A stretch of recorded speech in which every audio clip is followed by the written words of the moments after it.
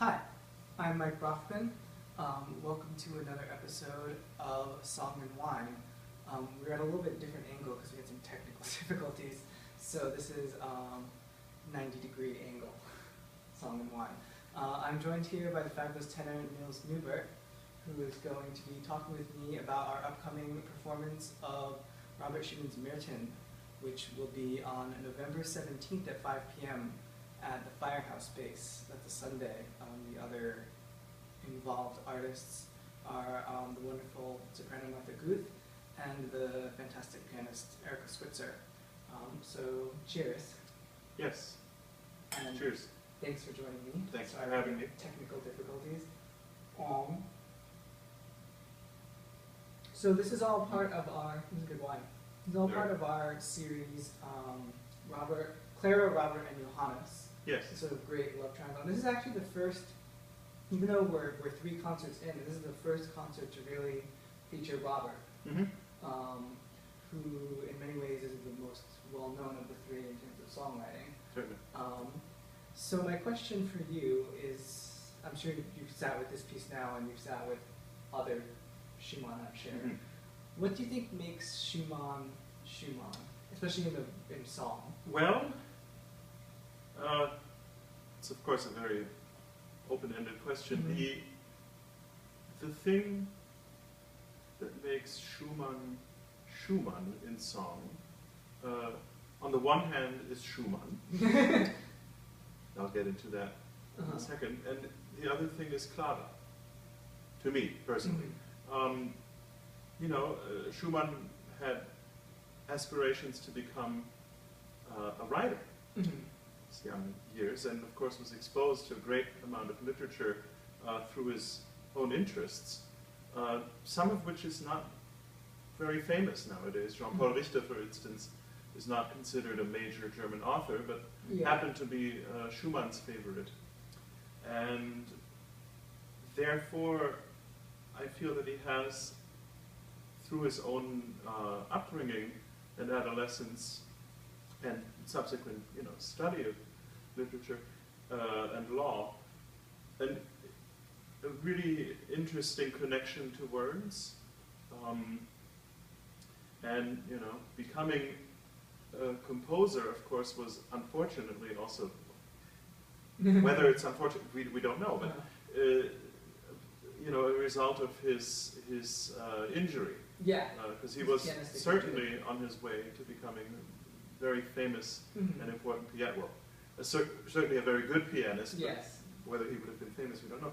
And he continued his literary career in music criticism. And so that's the thing about Schumann as a literary person, and because song, of course, features text. Yes. His sort of deep relationship with literature, and his, for instance, knowing Heine personally, and many other of these aspects, I think, work into Schumann's process as a song composer.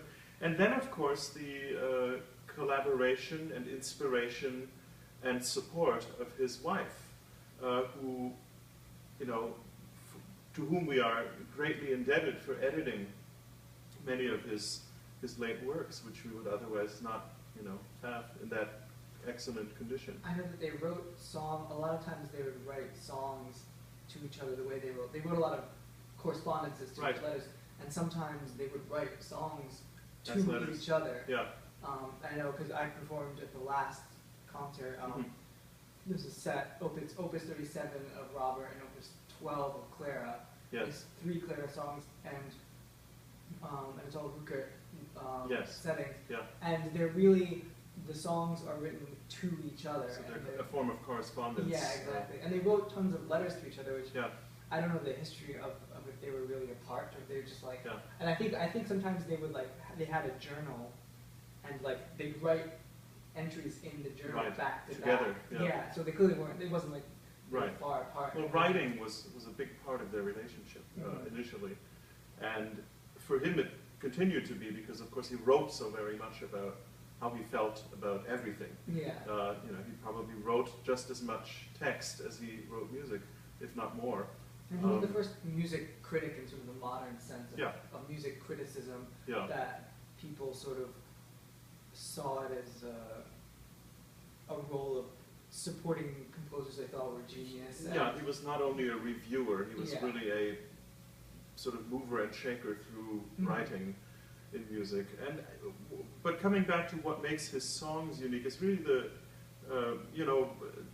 the role of the piano, because it, of course, sometimes represents the character, sometimes it provokes the character, sometimes it responds to the character, and sometimes it contradicts or counterpoints. And sometimes, and I'm not 100% sure how to always pinpoint it, but I'm very sure instinctively that the piano represents her. Yeah. Yes, in many ways. And her being Claire. Right, and now that so much scholarship has been done on Schumann, we know, of course, that that the songs are laden with ciphers and codes. Their own names, the last name Wieck, of course, most famously the Clara motif. Yeah. The CAA, which are the 3 musical notes that come out of her name, and all over the songs of 1840 and later, and even also the piano music, we find these symbols, similar, of course, to what Johann Sebastian Bach did, whom Schumann admired greatly. Exactly, and I think what you sort of touched on when you mentioned the 1840, and just to give some context, that was sort of the way Schumann composed. Often was he would have like the year of this form.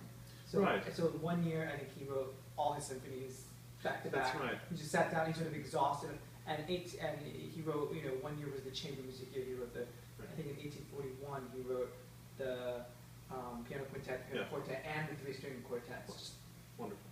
One after another. And 1840 was the song year. Yeah. That's why, Dichterliebe, Frauenliebe have very close opus numbers, and you wrote hundreds of songs. 24, Kana. Yeah, and the Wiener Prices. Just 39. all back to back. And I think that gets into, and the reason why he wrote that way is because he would write in sort of manic frenzies. And I mean, and it comes out of the biography. Yeah. That he was really already starting in 30, I think as early as 33, he was starting to have, extended periods of depression, which, people still argue about what they were related to and whether they were hereditary or whether there was in fact a poisoning that had taken place at one point, whether they were syphilitic symptoms. We don't know it for sure.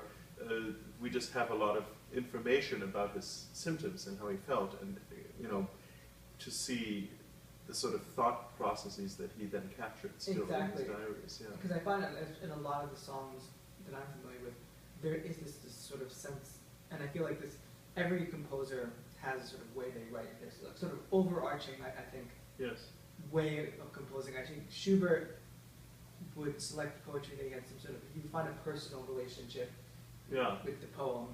Sometimes it would literally, that personal relationship would be, it was his friend. His friend wrote it, or his friend paid for it. Or it would just be like, I like this poem. And Brahms was almost the opposite. Brahms sort of was very well read, but purposely picked poetry. It was almost a snub at the poem. He set a lot of minor poets. Because he thought great poetry doesn't need anything added, but lesser poetry can benefit from a little something something. It certainly benefited from Brahms. Exactly. And Schumann, you get the sense that he read the poem and you get this white-hot inspiration to be like, I have to set this right now. And you just go and it would just come out. And I think that's really palpable in a lot of his music, that sort of myopic intensity. Yeah, it's interesting. That a lot of his songs have. I think that's a function of his compositional approach to song. Yeah, it's interesting that 1840 outpouring really, is a collection of music that is great among all song. Yeah. And then, of course, in his later years, in the early 50s, he had another period of sort of productivity within song, Yeah. but of a very different nature in terms of how They're much more kind of like elusive and there's a lot direct. more gloominess in it, and it's no longer just the poem. You know, I feel that of course there's gloominess in Opus 39. Yeah. Of course there are moments of gloominess in 24 and Lichterliebe, but once we get to 52 and so forth, that sort of really the autumn essentially of his life. And it goes into different places, and very, very strikingly and arrestingly so. Yeah, and I think that also has to do with Schumann's mental state, in that he had this lifelong sort of Eusebius and Florestan conflict. There was Florestan being the wild, sort of manic, energetic one, and Eusebius being the more thoughtful, pensive one. And when he was younger, I think I feel like he was some form of bipolar. Is probably the best way to describe. It was a mental. Certainly, what was described has characteristics of that. Yeah. Well, he was just it could have even been like some sort of multiple personalities, but he had basically a mental disorder that no one had any idea how to treat back then. And he ended up dying in a sanitarium. Basically, if you got sent to a mental hospital in 1856, that was your death sentence. Well, and he went on his own behalf, I remember. I think he was afraid of harming Clara. And then on his own behalf essentially admitted himself. I'd actually that's what makes the story more poignant. But in his youth, there's a much more emphasis on the Florestan, on the sort of wild. Right. And as he got older, the depression and the darker side of that disease started to take over, and that was when he sort of went off. Yeah. But to refocus onto happier times, which I think that what's great about this cycle, Merton, is that it is from probably the happiest time in Schumann's life. Well, it certainly was a great relief and joyous occasion for them to first actually win that lawsuit. This lawsuit, they won a lawsuit. Basically, they had to sue Clara's father, because Clara's father would not give permission for them to marry, and they actually had to go to court and override his lack of permission to be allowed to be formally married. And there was two sort of celebratory. This was written because the trial was ruled in their favor. They were allowed to marry, and then so this is marriage was written as sort of a wedding celebration. It was a wedding gift, the wedding essentially, gift. But then there was another period where there was technically, I think, a year that the father could appeal. Right. And they were sort of on it because he could always appeal, and then after a year, the appeal process was done. And I guess what the father did is he didn't appeal, and that was sort of not an endorsement, but a tacit, a backhanded way of saying you're the closest thing they were going to get to his blessing was the fact. And that was when the Opus 37, the second sort of set, was written. But, so getting back to Merton, since you've been singing, what is your favorite Merton song, either that you are singing or that is being sung? Well, the thing is that, of course, there are so many wonderful songs in the cycle that I get to sing and then that Martha will sing, and so many of them are very famous on their own, especially in conservatories and America. My favorite song, if I had to pick only one, is Aus den Hebräischen Gesängen.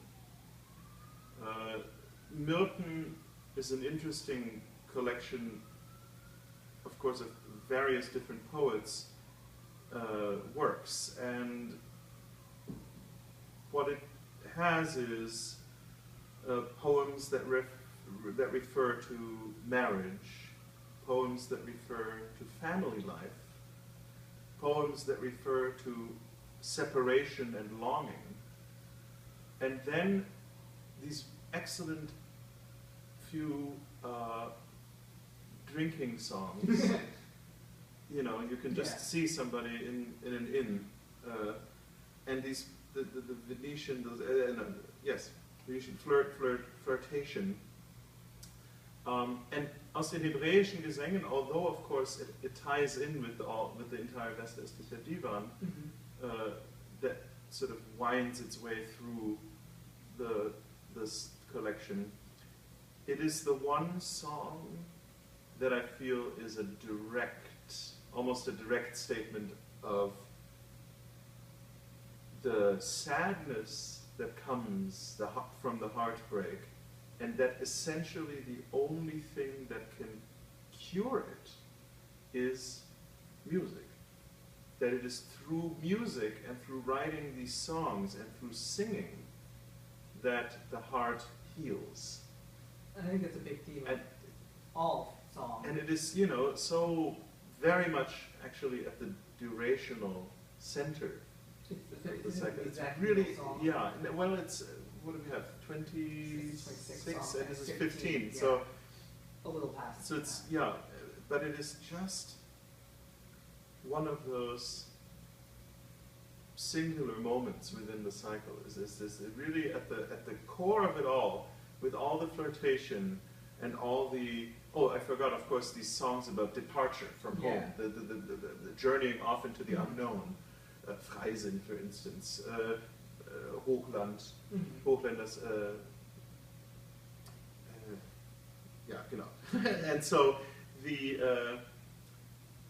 thing about that song is that while it ties in with others, it stands alone in its statement that is no longer just about the relationship and the individual, but it's about something broader. It's a much broader idea. It's also probably, I mean, the cycle in general has has more lightweight songs. Yes, and they need to be there. Yeah, and even the famous song, Widmung is probably more profound statement, but even some of the other well-known songs, are just smaller, on a smaller scale, and that's, I feel like, the one song that has like a weightiness and a pathos. And there is something of the late Schumann in that song. Yeah. Requiem, for instance. You can just hear, or you can hear passages that sound just a little bit like parts of Opus 39. So there is something else already inside the music there. Exactly. And of course, then to talk about, a song like Die Lotusblume, which begins with the Clara motive. That was my favorite and song. That is one of my favorites as well. Yeah. I feel it's like the perfect, eloquent simplicity. Of all Schumann songs, but Yeah. in some way, when considering the entire cycle, I feel that Aus den Hebräischen Gesängen has a gravity of its own that, it perhaps won't have if it's not surrounded by all these other songs, which on their own may be more effective to some listeners. Yeah. On a first hearing, or even after many years. But this song is uneasy. Yeah, It is highly chromatic. It has elements of Bachian counterpoint in there, and I just find it so. It's just such a rich piece, and of course the poetry is stunning. I mean, this is the other thing too, is that Milton, is an evening. And there have to be poems that are heavy, and then there have to be poems that are not. Yeah. If you had an entire evening, well, I've seen it, of Heine, of course, Yeah. but then it's still two different cycles, so you still get a different... If somebody wrote an entire hour or hour and a half of just Heine, and that sort of perspective on life, especially the angry Heine, it would be draining. I mean, it would be draining for the performer, and it would be really draining for the audience. But Milton is, of course, the longest collection. And I think it works because while it has elements that are cyclical, it is not one narrative. It's like a musical diary of the courtship and its fulfillment. And that is such a you know, you have to, of course, have studied it and seen it and done it with other people in concert and experienced it on a number of different levels to find the cyclical elements in it that tie it together in a performance, but at the same time to realize that it's the non-cyclical items and features within it that allow it to be that long. Yeah, that actually gets you got already into my third question, which is in a perfect way. Exactly. Yeah, I think that you sort of answered it, but I'm always curious. I like the idea. I feel like the ways of organizing song is one of my favorite things to think about. Right. How you program a songwriter.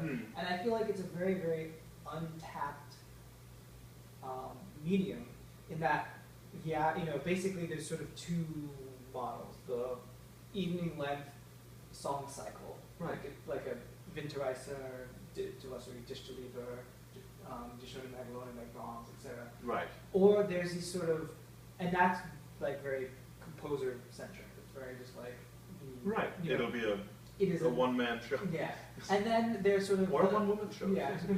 There's the performer sort of attitude where the show is really focused on the performer, and the performer comes and there are 3 German songs, there are 3 French songs, there are 3 English songs. Right. And then they go tasting menu. Yeah.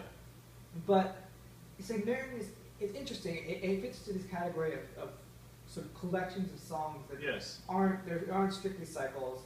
I think Schwanneger's song is a good example of it. Right, of course and that one is even less of a collection because the composer didn't plan for it. Yeah. And somehow I think, and also to another degree, it's like with the Hugo Wolf songbooks. Right. That is sort of, I think the way a lot of them were intended by Wolf to be performed was as an evening's entertainment. But there certainly the Italian songbook is extremely effective. Some of them, I think, we tried to do the Spanish songbook last year, and it worked. It was a great concert, but it was pushing the limits of how long a concert could be by a single composer without it being a slog. Now, in the Italian songbook of Wolf's, very often people choose their own order. Is that possible in the Spanish as well? Yes. Or is that in a sequence? I was actually talking with Malcolm Martineau about this thing, because I remember while we were doing the concert, I happened to meet him, and we were discussing this, and he had I did them in order, in order that they came in, which basically there's 2 books. There's the sacred songs, and so we did the sacred songs, intermission, secular songs. Yeah. And that, I guess, what you end up getting, for better or for worse, is a lot of songs cut from one type of cloth, a pause, and a bunch of whole other songs cut from a different cloth. So what he said he did is he basically did a kind of like a sandwich. He put a bunch of the secular songs in the middle, did the sacred songs, and then went back and finished secular songs. That's which seems like a very interesting way of doing it. Yeah. We're doing Merkelina this year, and we're actually splitting it into 2 concerts. Oh, wonderful. Because I think it's just that's even longer than. Well, that's 2.5 songs. 2.5 hours. Yeah. So. 3 maybe. And so that I'm coming up with my own, or I'm just devising an order because I have to. I can't do it in order. It doesn't. And when you cut it in half. How many singers? There's going to be, all said and done, 5 different singers. So. Okay. Yeah. And also I had to be sensitive to voice type. But of course. Yeah. So like I couldn't just put if there were like one of the concerts is for mezzo and baritone. Yes. Anything that would sit high. I couldn't put it, so I couldn't, if it was a song in the second half. Well, that's in some way also true for certain cycles of, well, talking about a song cycle, Kernerlieder of Schumann is rarely captured by one voice successfully. It's just very rangy, and the high key is quite low, and goes still very high. Yeah. Considering that it's recital, I mean. Yeah. art song, pre-Straussian art song, Yeah. which doesn't tend to go as high as some of Piano does go, especially in Stimme Tränen. And then in Schubert's Schwanengesang, this is the case as well, is that I feel, in a sense, by nature, they don't have to be done by the same singer, and there are some performances that are successful in capturing the entire cycle in that one instrument, but they are, at least in my estimation, few and far between. Yeah, and it's interesting. I mean, this and Merchant, I think it's very fitting for Merchant that it has to be done with two singers. Yes. It's almost the way that like Winterreise has to be done with one singer. This has to be done with two singers. Yeah. Well, both of them, I think, a logistical point of view, just. Well, I mean, also the gender perspective varies, Yeah. so you know. But it's so, specifically, and it's so much of a cycle about Robert and Clara. Right. To not have those two voices would be jarring and bizarre. I honestly, I've never heard it done by one singer Yeah. alone. And even, in fact, I haven't heard it frequently at all. Yeah. I've heard a few recordings, and I've seen, I believe, one performance live, and it was always, in my experience, done by two singers. And I find that sort of that there's another convivial element of doing Yeah. it that's wonderful. Yeah. And there's like a sort of, it's an interesting interplay because it's not like a duet where there's direct interplay between the two voices. Right. But there's a sort of, there's almost interplay between the songs. And you can, if you can think that you have the added layer of thinking not just about the song on its own, but the song in the context of what is coming before and after, especially since it's being sung by someone else. And Exactly. there's the cool element of the other person's interpretation of the song could change how you hypothetically sang your song. Just be, if they, I mean, just to think of a boring example, if they took a song at a certain tempo and you would think, well, I should take this a little bit brisker to move it along. Right. They were very particularly, dwelling on every moment in their song. Maybe the song needs to be more direct. Well, and I think Schumann does some of it by, for instance, having that sort of mirrored Niemand Jemand reference across the cycle, and then, starting the cycle with the title Myrten, but finishing it with a song about a wreath, a wedding wreath. Yeah. Because the traditional wedding wreath for a woman to wear would be orange blossoms. Oh yeah. And Myrten are much more sophisticated evergreens. Yeah. Myrtle. Sophisticated plant for a wreath. And in a sense, to call the cycle Myrten, it being a wedding gift, the gift of that wreath, of the more precious flower for his wife. And of course, the last song being the promise of winding that wreath for the beloved. And that wreath is incomplete because it is a wreath to be worn. Oh yeah, so it has the last and that one. love will close it. Uh-huh. It's really, the thing is that although of course it's not a cycle, it has so many unifying elements. Yes, there are some more subtle ones like the motives that one has to know about in order to spot them. But then there are simple relationships of subject matter across that hour that are, I think they have to be deliberate somehow. Yeah, if they're not. I want to think they are. Oftentimes, I feel like composers, especially in song, when they're responding to a text, they're not consciously thinking about the way like a Beethoven would connect the motives of a symphony, or like the Fifth Symphony. Right. But even sometimes I think Beethoven, like there's tons of, in all four movements, the fake theme comes back in some formation, In the Fifth Symphony. Yeah, in the scherzo movement. Mm-hmm. Yep. I don't know. I become known. I don't think it really matters how much Beethoven goes, I'm going to connect. It just, I think their genius understood that in order for music to be coherent, it has to somehow be subtly connected, just like in a story. You have to have all the characters relate to each other somehow, or you have to have the themes of the book relate to the other elements of the book.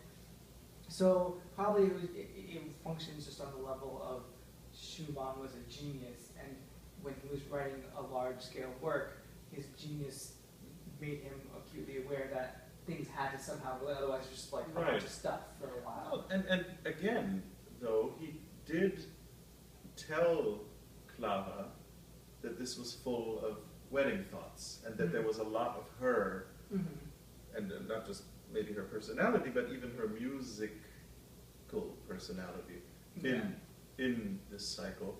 And so when one finds things as specific as, you know, little codes and motifs between the two of them, which they of course then later revealed in their writings, and that, you know, provoked a huge movement in scholarship to find out where these all are and how they come up and how they're inverted and how, you know, I mean, yes, a genius for sure, but somebody with a very self-aware pre-compositional process, and somebody who,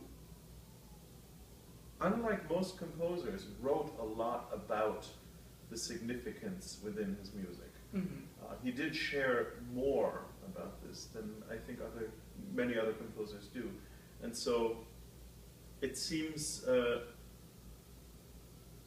at least from that perspective, self-aware and deliberate, whereas in the performance and in the experience of the performance, it seems to flow so naturally from the language and from the music, and that there's this beautiful unfolding of the two, and I think that's what's so wonderful about it. Is that Schumann is a composer that you can appreciate with the heart just as much as you can appreciate him with the head.